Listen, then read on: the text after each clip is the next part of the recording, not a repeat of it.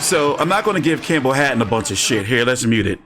Campbell Hatton lost to a fighter by the name of James Flint, back in March of this year, 2024. He's fighting him again right now, which is the chief support co-feature to Jack Catterall versus Riga's Pro Great here, October the 26th, 2024. Looks like he's going to go on to lose again to Jimmy Joe Flint. And guess what? Jimmy Joe Flint, since beating Campbell Hatton back in March of this year, went on this June, the end of June, as you can see, to fight a Kyle Boyd and lost to him via split decision. And now he's going to go on.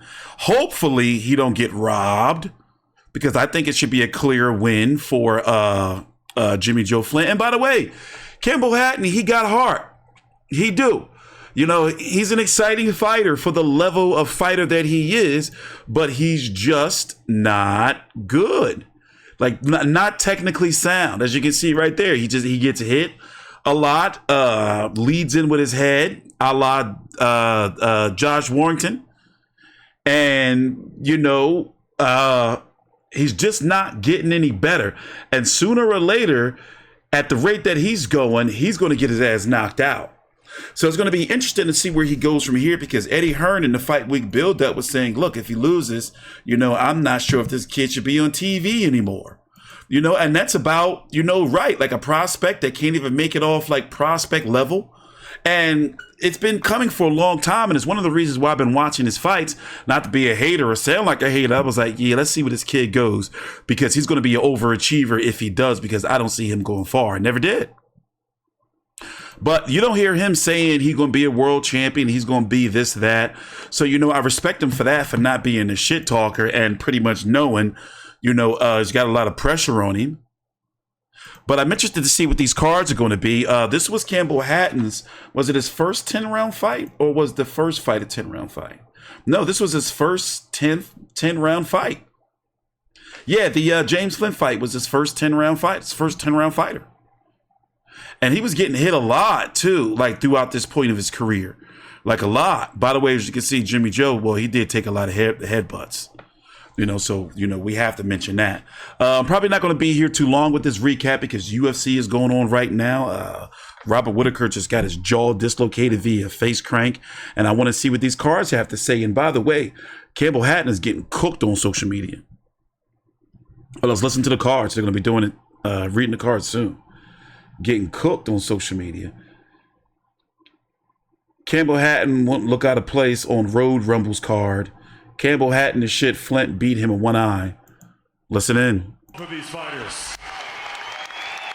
Look at Flint's eye. After 10 rounds of action here in Manchester, England, we go to the judges' score totals, and they read as follows. Uh-oh. Michael Alexander, 97-94. Bob Williams, 96-94. Yo, think they gonna rob Jimmy Joe? John Latham, 96. Somebody slipped the judges an envelope. All three for your winner by unanimous decision. Who is it? The young lion, Jimmy Joe. All right. Damn, Campbell. So what's next for him? You think you're going to go to the club shows? I mean, he's still young. Like, he still got time. He just got to work on things. He did change up his team.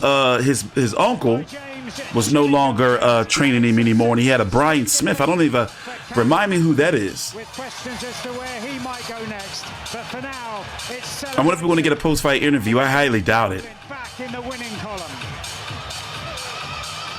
But yeah, on to the main event. I'm actually watching UFC, so forgive me if I'm trying to do double duty. But yeah, they cooking my man. Piece, and then we look for a trilogy, but Like I said, he got hard. You know, he just don't got the skill set. So unfortunately, you know, I mean,